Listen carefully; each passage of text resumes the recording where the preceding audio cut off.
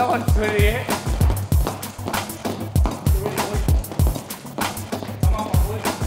You know, without a trainer, without a good trainer, then what kind of, you know, it doesn't matter how good you are, without a good trainer, you will never get to the top. I mean, he knows how to analyse things, he knows how to break the opponent down, he knows how to give you the game plan to win the fight, and that's the most important thing, and without the trainer, there's no game plan.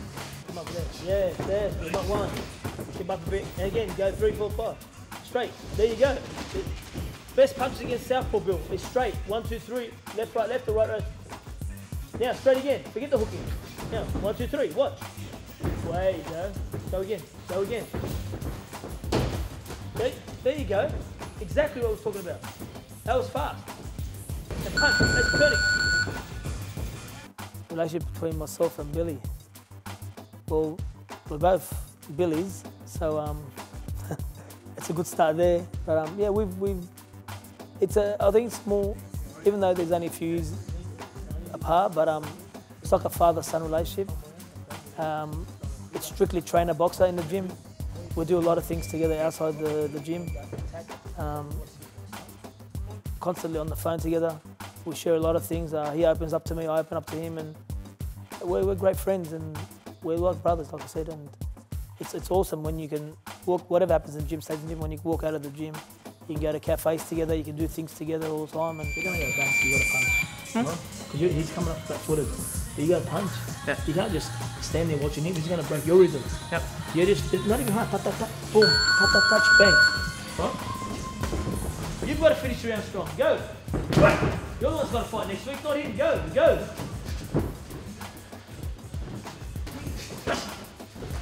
Beautiful shot. Then you're holding. Break. Break. Break. Get ready. Get ready. Now, 2 or 3. That's better. It's good to have the right people in the gym. Let's just say that, you know.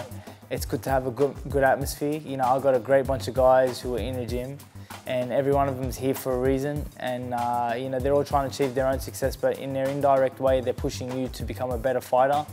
You know, I've got a lot of young and upcoming fighters in my gym, so you know, it makes me, like, keeps me on my toes. You know, I'm only 25 years of age, but these guys make me feel like an old man.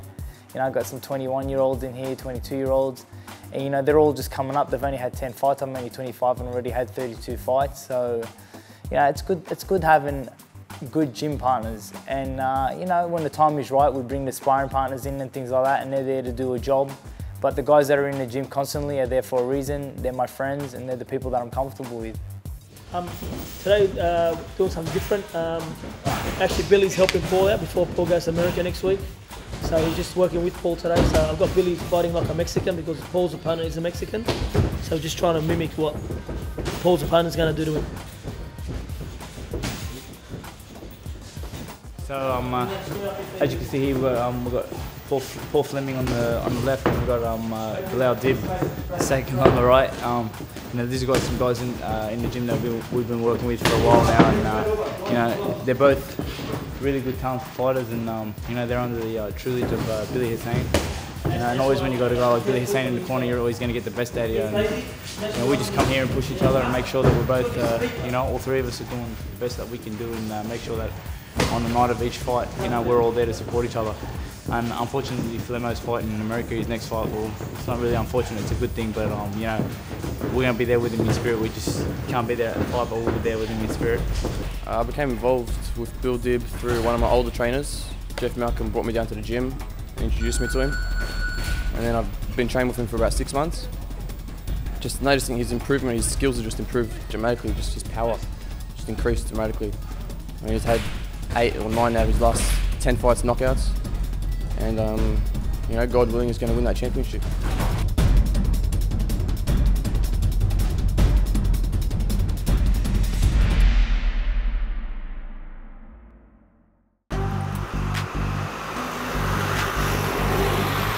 I've learnt that in life, in order to advance, you have to go through adversity, and you know, I've overcome the adversities in my life, and I think adversity leads you to your destiny.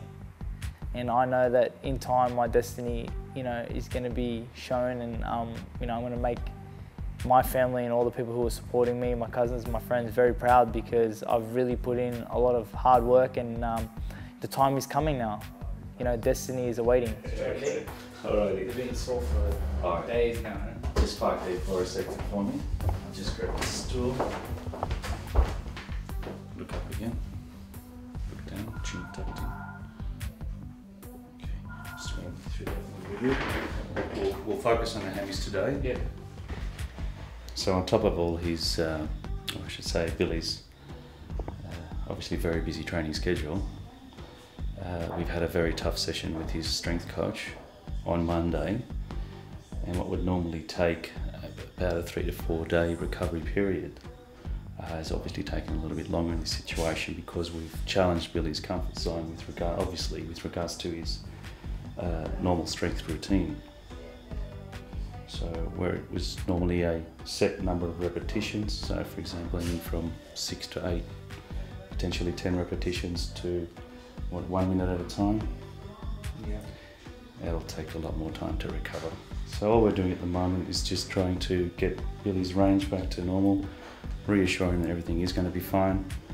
Absolutely normal response to the kind of training he's had on Monday, and especially when he's continued with his normal endurance, skill, routine throughout the week. How would you define the pain? Very painful, bro. Okay. Oh. Alright. In order to perform at a high level and to be able to you know, reach maximum point in training, I'm gonna have to be completely loose all the time. And coming here to see Ali, you know, that's really putting me in a position to be able to perform 100% for every session.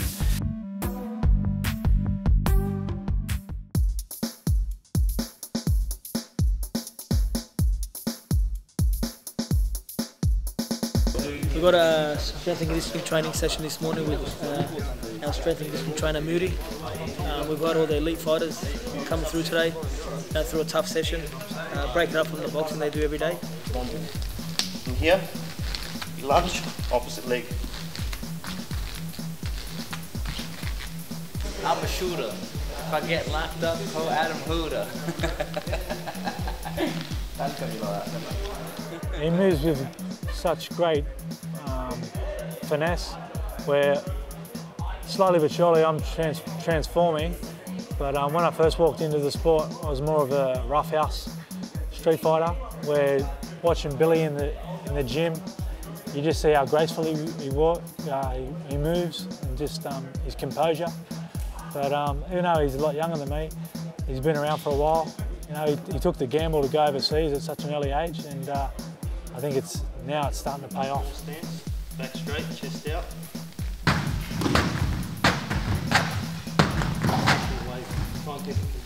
My name's Moody Dinawi.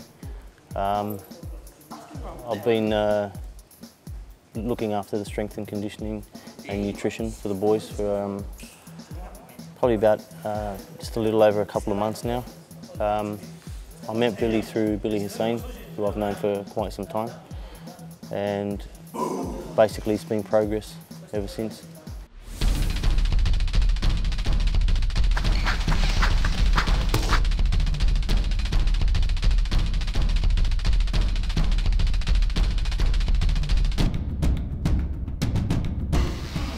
How's it look? Hard as, pushing ourselves as we do. It's good having everyone here, feeding off each other's energy. All the good fighters here. Pushing hard, good early morning.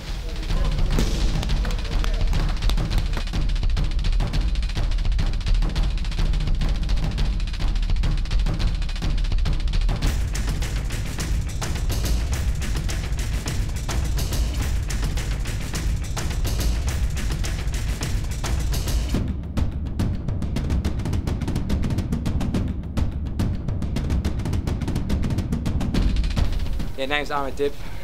What can I say about Billy? He's top bloke, you know, real generous type of guy.